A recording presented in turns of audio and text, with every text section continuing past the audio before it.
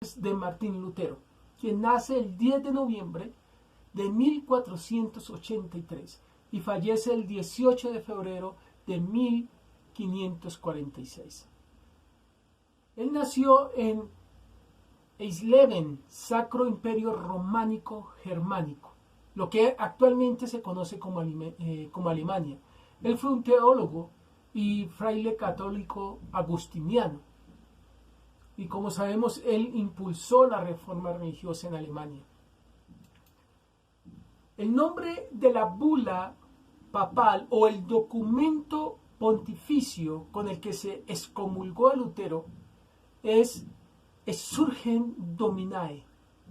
Y en las primeras líneas de esa declaración papal, el texto empieza con lo siguiente: levántense, oh señores, defiendan su causa, pues hay un jabalí suelto que anda en la viña. Vemos en este escrito el calificativo que se le dio a Lutero de jabalí, de cerdo.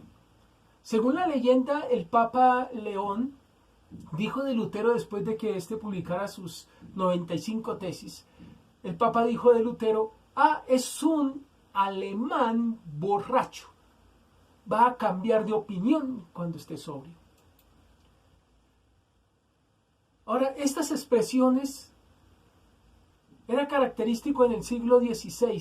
Era aceptable que en las disputas teológicas no se discutieran los asuntos en un tono gentil o muy educado, sino más bien en una forma bastante mordaz, de debate polémico, tanto de una parte como de la otra.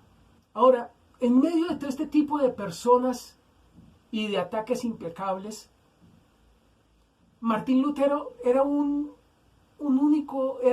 en su especie realmente, porque él era bastante intransigente, era tan llamativo que a veces era grosero, y algunos han sugerido que él sufría de algún problema mental. Así, por ejemplo, algunos que argumentan esto toman como referencia su famosa obra de la esclavitud de la voluntad, que es una respuesta al humanista Erasmo Rotterdam, donde este autor, Erasmo, había escrito un libro en contra de Lutero llamado La Diatriba. Y Lutero le respondió con estas palabras: Erasmo, eres tan tonto, estúpido, idiota. ¿Por qué tendré que tomarme el tiempo de escuchar tus endebles argumentos? Oh, tú eres elocuente. Tu pluma es maravillosa. Pero leer el material que has escrito es como ver a alguien caminando por la calle llevando platos de oro y plata, pero que están llenos de estiércol. Así era como Lutero iniciaba un debate teológico. Y esto es parte del argumento de quienes lo señalan de que tenía un problema mental. Este hombre, Lutero, no solamente era intransigente en su discurso, sino que claramente era neurótico, en especial con su salud. Era hipocondriaco. Toda su vida sufrió, dicen los historiadores, de ansiedad nerviosa y un estómago delicado. Al punto que llegó a predecir su muerte de 6 a 7 veces. Sus fobias eran muchas y legendarias. Tenía un miedo grande a la ira de Dios, que al inicio de su ministerio alguien le preguntó, o le hizo esta pregunta: hermano Martín, ¿tú amas a Dios? Y Martín Lutero respondió: ¿amar a Dios? ¿Me preguntas si amo a Dios? ¿Amo a Dios? A veces odio a Dios. Veo a Cristo como un juez destructor que solo me mira para evaluarme y hacer caer aflicciones sobre mí. Ese odio estaba muy relacionado, amados hermanos, con este miedo paralizante que Lutero expresó que tenía para con Dios. Se sabe de Lutero que cuando él era joven sus padres, en especial su papá Hans Lutero, que era un minero de carbón, su anhelo era que su hijo estudiara para ser abogado en la mejor escuela de Europa, y ahorró dinero para hacerlo. Y cuando él estuvo en la universidad, rápidamente se distinguió por su brillantez en toda la jurisprudencia en toda Europa. Pero en medio de esas situaciones, un día estaba de regreso en su cabalgadura y se encontró en medio de una tormenta eléctrica muy fuerte. De repente un rayo cayó tan cerca de su caballo que Lutero fue arrojado del caballo al suelo. Y llegó tanto a la situación que él tocaba su cuerpo para ver si estaba vivo. Y en medio de esa situación, lo único que él pudo exclamar fue: Santa Ana, ayúdame, me convertiré en un monje. Él tomó esa experiencia dramática como un presagio divino en su vida y como un llamado al ministerio.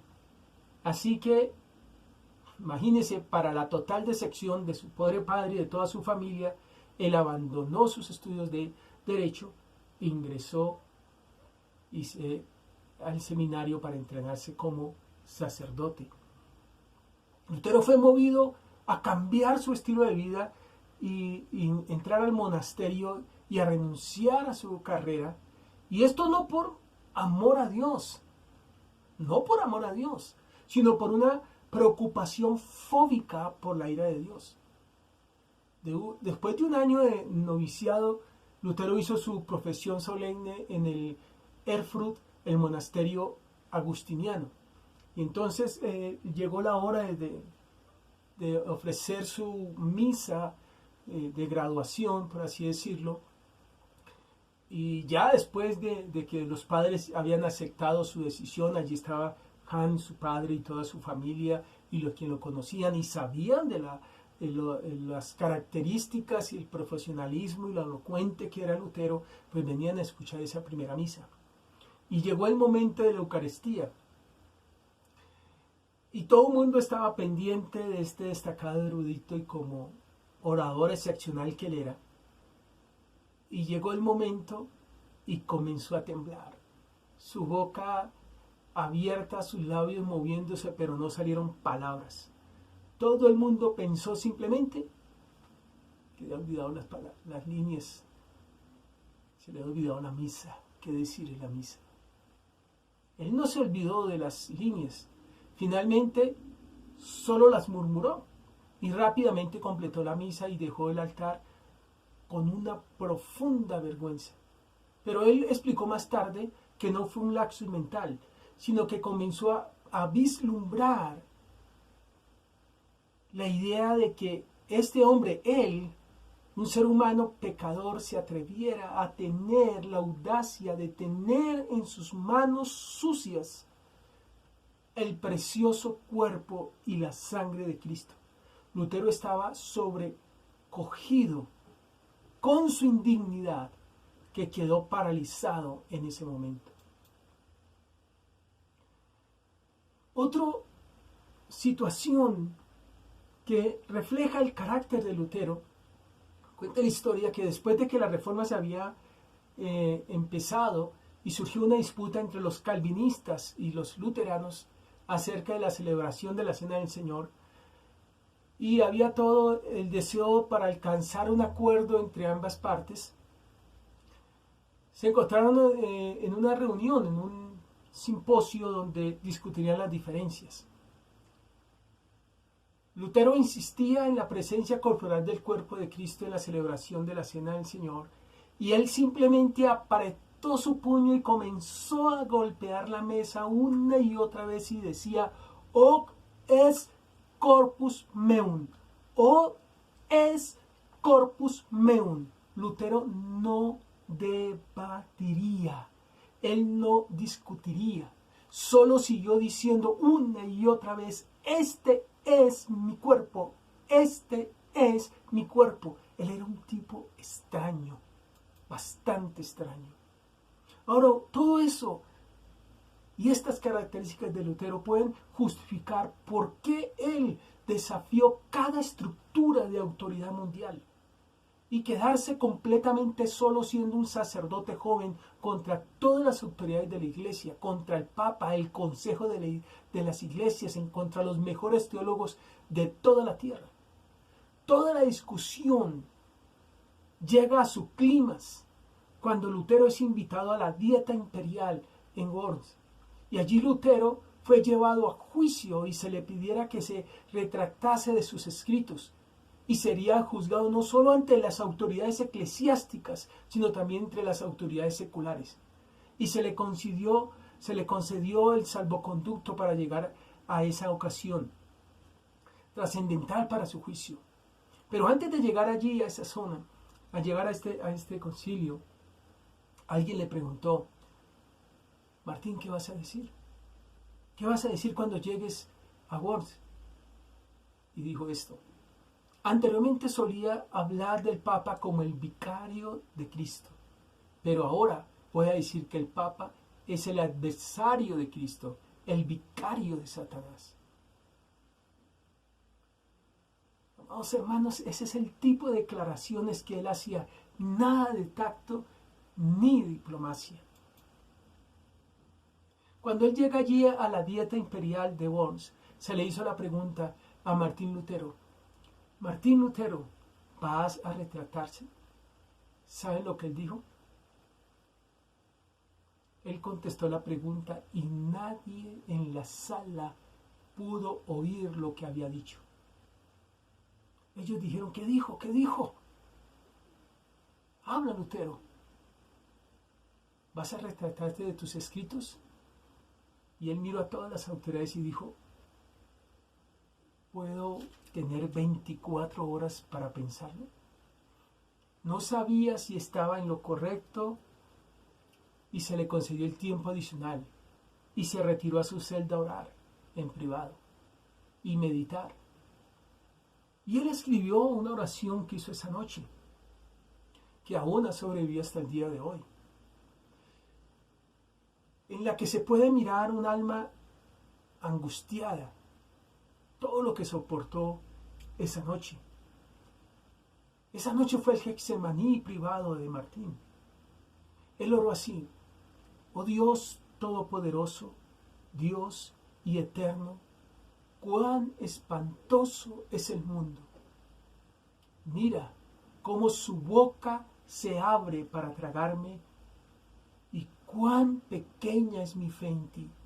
Oh, la debilidad de la carne y el poder de Satanás. Si tengo que depender de cualquier fortaleza de este mundo, todo ha terminado. Las campanas han sonado, la sentencia se ha promulgado. Oh Dios, oh tu Dios mío, ayúdame. Contra toda la sabiduría de este mundo, hazlo, te lo suplico. Tú deberías hacer esto con tu gran poder, porque la labor no es mía, sino tuya. Yo no tengo nada que hacer, no tengo nada por lo cual contender con estos grandes hombres del mundo. Yo gustosamente pasaría mis días en felicidad y paz, pero la causa es tuya y es justa y eterna. Oh Señor, ayuda, oh fiel e inmutable Dios. No me apoyo en hombres, sería vano. Todo lo que es del hombre se tambalea. Todo que procede del hombre debe fallar. Dios mío, ¿acaso no me oyes? Dios mío, ¿acaso no vives más? No, tú no puedes morir. Tú no haces más que esconderte. Tú me has elegido para esta labor. Yo lo sé. Por tanto, oh Dios, cumple tu propia voluntad y no me abandones por amor de tu amado Hijo Jesucristo, mi defensa, mi escudo, mi fortaleza. Y así continuó toda la noche Lutero. A la mañana siguiente, cuando Lutero regresa a la sala y de nuevo el inquisidor le hizo la pregunta, él dijo: hermano Martín, ¿se retractará ahora de estas enseñanzas? Y de nuevo Lutero dudó por un momento y dijo: a no ser que sea convencido por la Sagrada Escritura o por razón evidente. ¿No ven que no puedo retractarme? Mi conciencia está cautiva por la palabra de Dios y actuar en contra de la conciencia no es justo ni seguro. Aquí estoy, no puedo hacer nada más. Dios, ayúdame. Otro aspecto de la vida de Lutero, de los que hace pensar a quienes lo juzgan como loco, se remonta a sus años de monasterio. Era la ocupación y la práctica de cada sacerdote joven en el monasterio cumplir la orden y la regla del monasterio de ir a confesarse a diario con su padre confesor, y como una cuestión de rutina. Había días donde Lutero podía pasar en el confesionario recitando sus pecados del día anterior y podía tomarle 2, 3 o 4 horas, hasta el punto de volver loco a sus superiores en el monasterio. Y ellos se quejaron con él acusándole de holgazán, pero su confesor entendió que en Lutero no había otra cosa sino que era honesto con eso. Y Lutero reveló más tarde que él salía del confesionario después de 3 o 4 horas maratónicas de confesión y oía las palabras del sacerdote diciendo: tus pecados te son perdonados, y él se sentía tranquilo y alegre, y mientras salía allí y se dirigía a su celda o a su cuarto, y mientras llegaba estaba contento, pero de repente esa paz se perdía cuando de repente se acordaba que había quedado un pecado sin confesar, que se le había olvidado. Quienes lo califican como loco, y los psiquiatras pasan por alto esto, que antes que Lutero haya estudiado teología, él ya se había distinguido con brillantez como estudiante de leyes. Él tomó esa mente aguda, esa mente entrenada en derecho, y lo aplicó a la ley de Dios. Entonces miraría la ley de Dios y a sus demandas, y en sus demandas la plenitud de las demandas de la perfección. Y se analizó a sí mismo a la luz de la santa ley de Dios y no podía soportar los resultados. Continuó evaluándose, no comparándose a sí mismo con los demás seres humanos, sino mirando el estándar del carácter de Dios, de la justicia de Dios. Al verse a sí mismo tan horrible en comparación con la justicia de Dios, hizo que después de un tiempo comenzara a odiar toda idea de la justicia de Dios. Entonces, una noche, mientras preparaba una conferencia como doctor en teología para enseñar a sus alumnos en la Universidad de Wittenberg sobre las doctrinas y las enseñanzas del apóstol Pablo en el libro de los Romanos, mientras él estaba leyendo el primer capítulo y leyendo también los comentarios y también los pasajes que Agustín había escrito siglos atrás, llegó a Romanos 1 y leyó estas palabras: porque la justicia de Dios se revela por fe, y el justo vivirá por fe. Y de repente el concepto brotó en su cabeza. Lo que este pasaje estaba enseñando en Romanos es que se está discutiendo la justicia de Dios, no esa justicia por la que Dios mismo es justo, sino que estaba describiendo la justicia de Dios, que Dios provee para ti y para mí por pura gracia libremente a cualquier persona que pone su confianza en Cristo.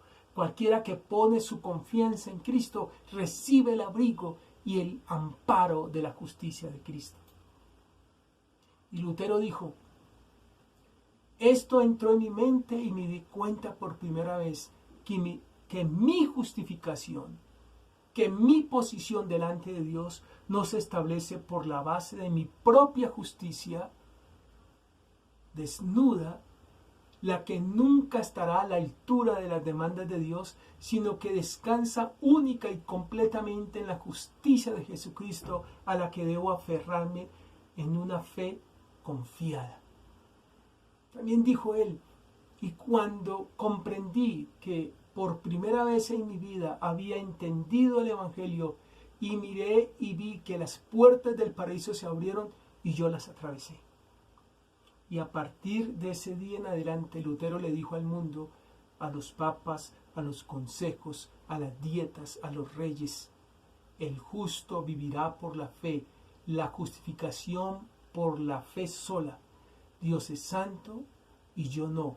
Ese es el artículo sobre el cual la iglesia se mantiene o cae y no lo negocio con nadie porque es el Evangelio. Amados hermanos, si eso es locura, debemos orar para que Dios envíe un ejército de personas dementes como este hombre a este mundo, para que el Evangelio no pueda ser eclipsado, que podamos entender que en la presencia de un Dios santo, nosotros que somos injustos podemos ser justificados. Es por el hecho de que Dios en su santidad, sin negociar su santidad, nos ha ofrecido la santidad de su Hijo como el amparo por nuestros pecados. Que todo el que crea en Él no se pierda, mas tenga vida eterna. Ese es el Evangelio por el que Lutero estaba preparado para morir. Pero este gran hombre también cometió errores. Uno de sus primeros errores fue su condenación abrupta a las revueltas campesinas. La guerra de los campesinos alemanes, también llamada la Revolución del Hombre Común, fue una revuelta popular en el Sacro Imperio Romano Germánico entre el año 1524 y el 1525. Consistió en una serie de revueltas, tanto económicas como religiosas, por parte del campesino de religión católica, ciudadanos y nobles que se habían pasado a ser protestantes junto a Lutero. Pero realmente el movimiento no tenía un programa común, no tenía una ruta que seguir. Lutero, a quien ellos consideraban como su fuente de su inspiración, se alió finalmente a los príncipes, con los que tenía amplio interés para expandir la reforma. Así, en el escrito que Lutero escribió contra las sangrientas y rapaces hordas de los campesinos, daba libertad a los grandes señores para hacer entrar en razón a los vasallos con los medios que fueran necesarios. La represión de estos hombres, de estos señores, fue tan brutal que todas las batallas libradas, la superioridad militar de los principales y de los príncipes hicieron que en el verano de 1525 se restableciera la calma en toda la Alemania central y meridional. Decenas de miles de campesinos murieron en las batallas, mientras que unos 100.000 fueron ajusticiados posteriormente. El segundo error de Lutero fueron sus muy duras palabras en contra del pueblo judío. Lutero cortejó a los judíos al fundar su nueva fe, confiado en que el cristianismo, despojado del papismo, los monasterios, pronto los ganaría para Cristo, por presentarle un evangelio puro. Pero a Lutero, quien nos trae recuerdos del gran apóstol Pablo, por su celo por Cristo, por sus persecuciones que sufrió por los religiosos de su época, le faltaba algo muy grande. Le faltaba paciencia y el espíritu de la semejanza de Cristo que tenía el gran apóstol Pablo. Y también le faltaba la luz profética y el entendimiento del plan y el propósito de Dios para con su pueblo judío. Debido a que los judíos no se convirtieron por multitudes, sino más bien persistieran en oponerse al Evangelio, Lutero se volvió contra ellos en una forma de lo más terrible.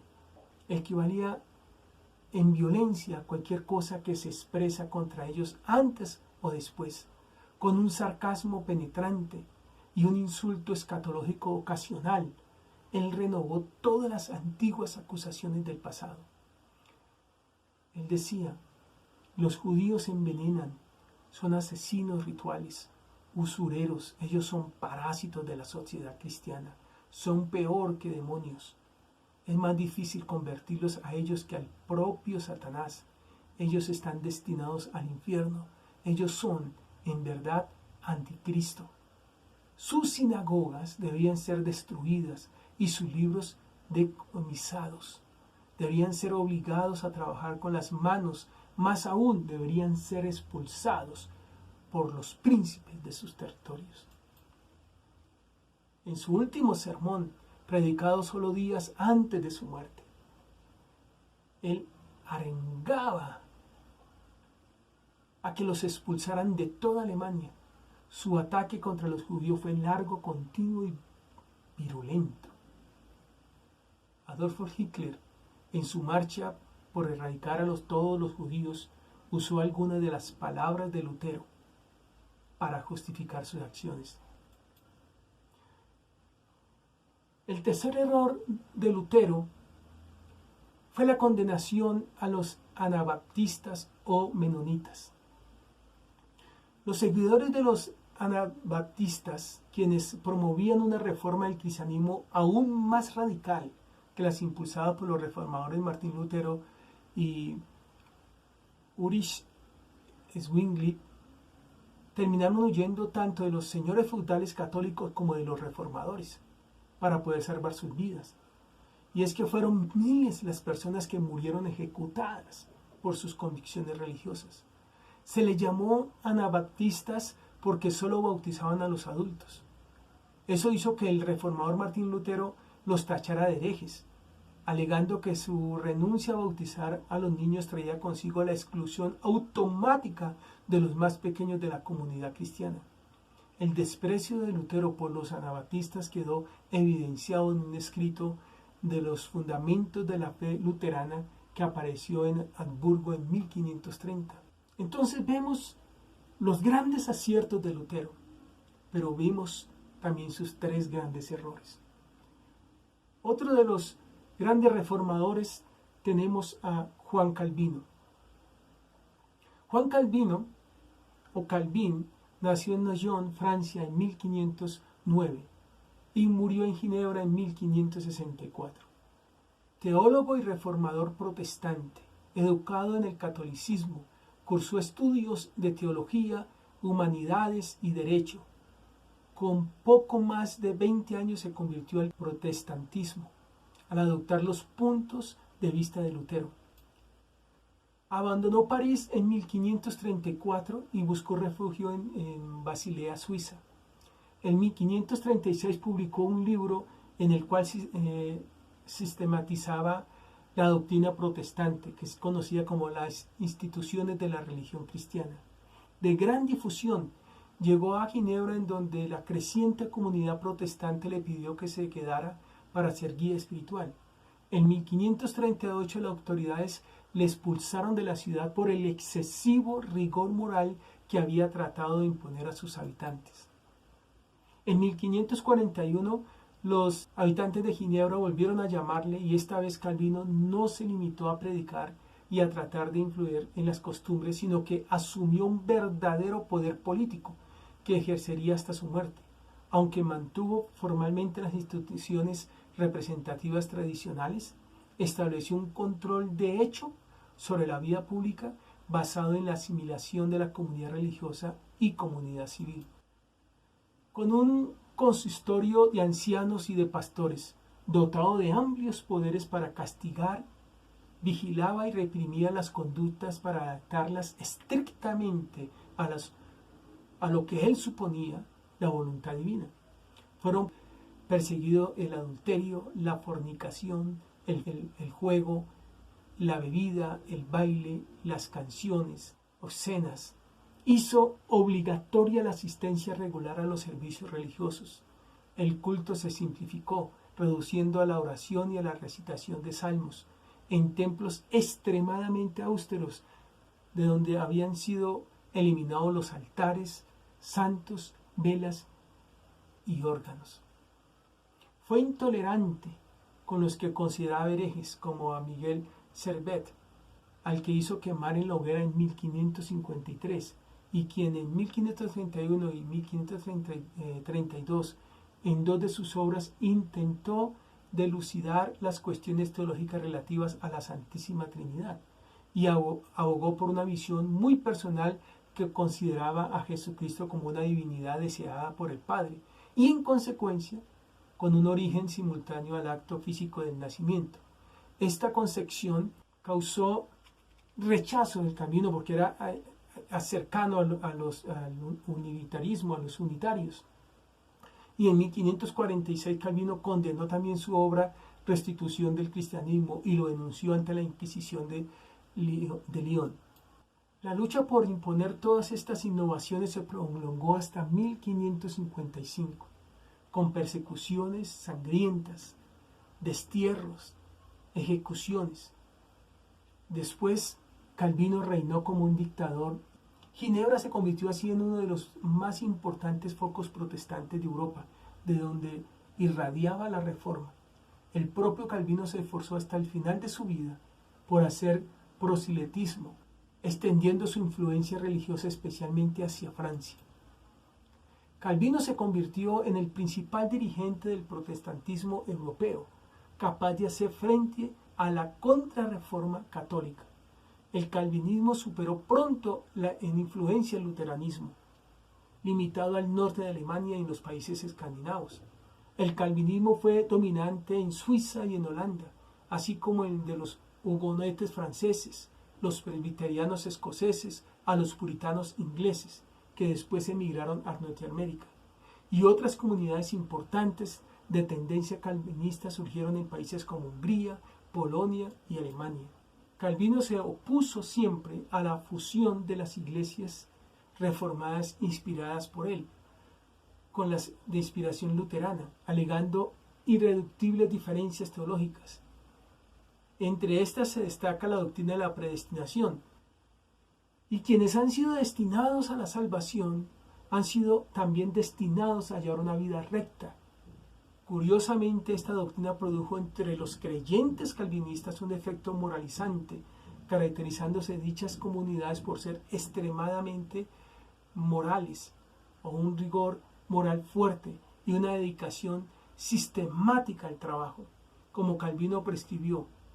Otras peculiaridades de su doctrina, como la de admitir el préstamo con interés, en contraste con los católicos y con los luteranos, han permitido que algunos historiadores vieran en la ética calvina el caldo de cultivo más propicio para el desarrollo de la moderna economía capitalista. Martín Lutero fue el primero en tener éxito en el intento de reformar la Iglesia, y Juan Calvino le dio a la reforma un piso doctrinal muy fuerte. Ulrico Zwinglio, un reformador protestante suizo, que nació en Wildhaus, Schnack-Gallen en 1484 y falleció en Kappel en 1531. Era procedente de una familia de labradores acomodados. Estudió en las universidades de Basilea y Viena.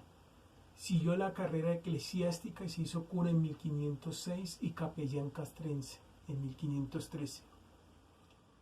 Por sus lecturas y contactos personales recibió la influencia del humanismo renacentista de Erasmo de Rotterdam, entre otros. Desde el principio tomó en serio sus deberes sacerdotales. Más tarde él escribió: aunque era joven, los deberes eclesiásticos me inspiraron más miedo que alegría, porque sabía y sigo convencido de que daría cuenta de la sangre de las ovejas y que perecería como consecuencia de mi descuido. El sentimiento de responsabilidad por su cargo motivó el creciente interés en la Biblia.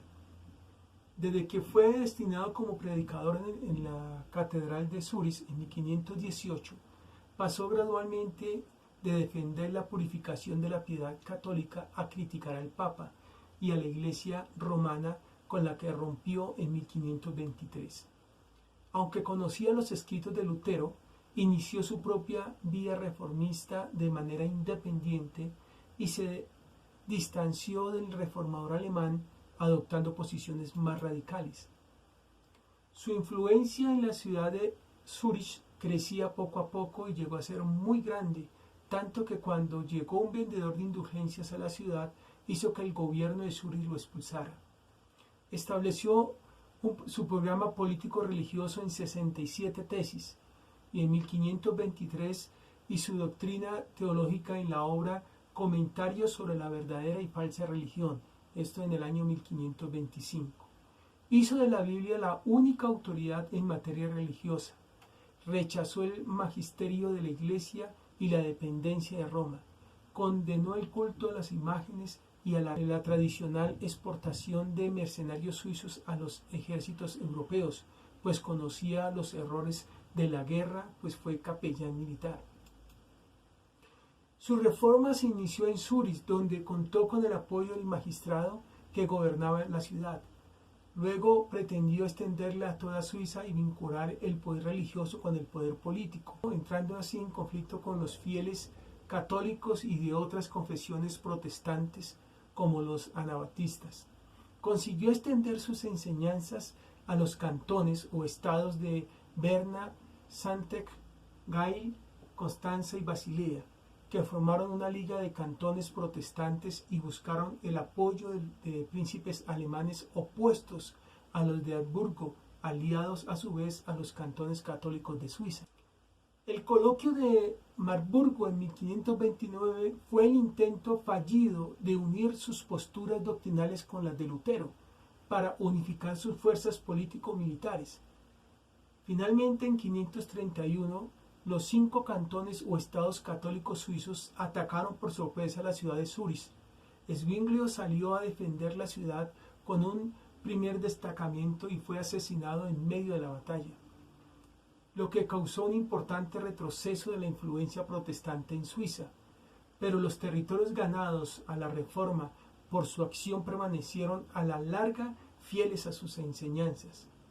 Zwinglio fue el principal reformador protestante en Suiza, de habla alemana, mientras que Calvino inspiraría más tarde la reforma en la zona de habla francesa.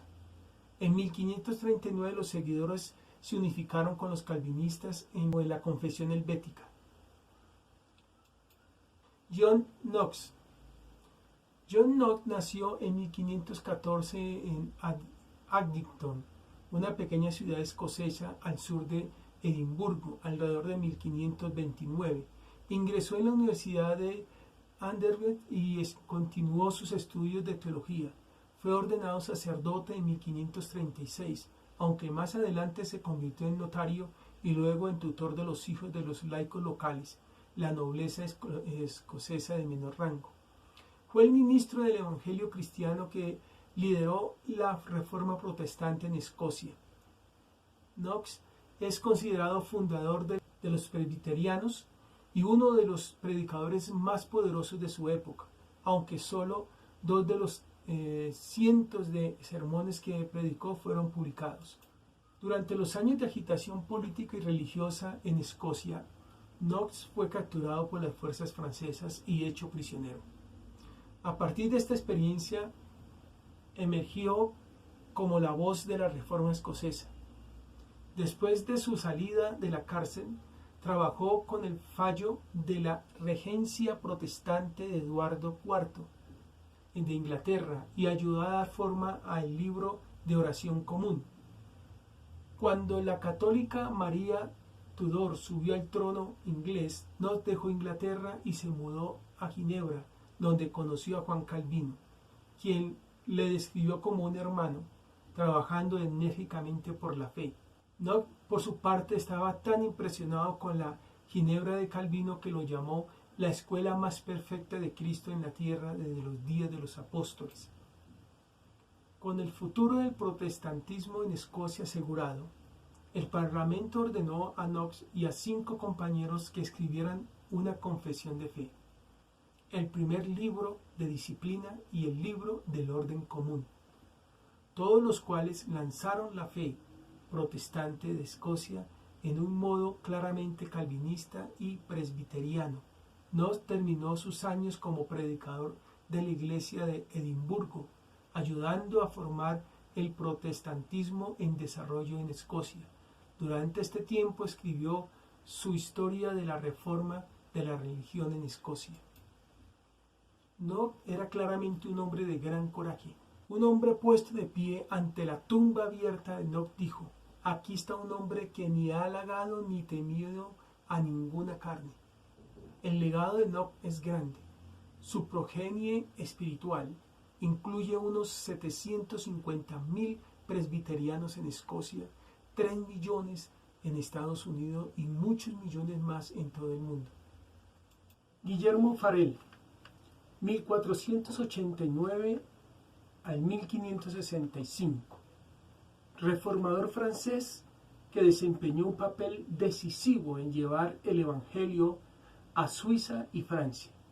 Nacido en Gand, en Francia, en 1489, Farel creció en una casa devotamente católica. A sus 20 años se inscribió en la Universidad de París para estudiar teología. Mientras estaba allí, Farel se encontró con el estudioso humanista Jacques Lefebvre, un hombre cuya devoción a Cristo inspiró a Farel. Después de graduarse en 1517, Farel comenzó a enseñar en el colegio del cardenal Lemonnier. Los informes de los esfuerzos reformadores de Lutero en Alemania llegaron hasta allí, reforzando su creciente convicción de que el culto católico y la enseñanza se habían desviado de sus raíces bíblicas. Al estudiar las Escrituras durante varios años, Farel dijo: descubrí que poco a poco el papado cayó de mi corazón. Farel renunció a su puesto docente y en 1521 comenzó a promover el mensaje de la Reforma en cualquier lugar que pudiera. Predicó en Francia y en las regiones suizas de habla francesa. Farel era conocido por su estilo de confrontación y su predicación era tan directa y abierta que provocó ofensas a los católicos, de manera que desde el principio mostró un celo que le metió en grandes conflictos. La presión de las autoridades de la Iglesia Católica lo forzó a salir de Francia en 1523. En 1524, Farel comenzó el trabajo de la Reforma en Basilea, Suiza. La defensa impetuosa de la causa evangélica por parte de Farel provocó una fuerte oposición. Fue perseguido y expulsado de Basilea en 1526. Entonces emprendió un viaje evangelístico a Suiza. El 1 de octubre de 1532 llegó a Ginebra, logrando inclinar a las autoridades a que adoptaran la reforma mediante el edicto del 10 de agosto de 1535. Pero él no era el hombre para dirigir las difíciles y delicadas controversias. Y cuando el joven teólogo Juan Calvino llegó a Ginebra, en julio de 1536, puso sobre él la responsabilidad de asumir la dirección de la obra en la ciudad, al ver Farel en él los dones que a Farel le faltaban. La decisión de quedarse en Ginebra fue fundamental para Calvino, ya que aunque él y Farel fueron expulsados de la ciudad en 1538 a raíz de los enfrentamientos con los magistrados por las cuestiones disciplinarias de la Iglesia, Calvino regresó a Ginebra en 1541 y allí ministró por el resto de su vida. Mientras tanto, Farel se trasladó a Newcastle, una ciudad donde él había introducido la enseñanza de la Reforma en 1530 y en la cual se estableció hasta su muerte en 1565. Aún a pesar de ese carácter polémico y como de león, Farel estaba comprometido con la vitalidad espiritual de la gente de habla francesa. Produjo algunas de las primeras obras de la Reforma disponibles en francés. Escribió un comentario sobre el credo de los apóstoles y sobre el Padre Nuestro en 1524 y un resumen de la enseñanza reformada en 1529. En sus escritos, Farel mostró un particular interés por el tema de la oración, que señala su profunda piedad y amor pastoral. Farel era un amante y un luchador, un pastor y un pugilista, sin importar lo que le fueran sus faltas o su carácter. Este reformador francés amó el Evangelio y dedicó su vida a compartir sus riquezas.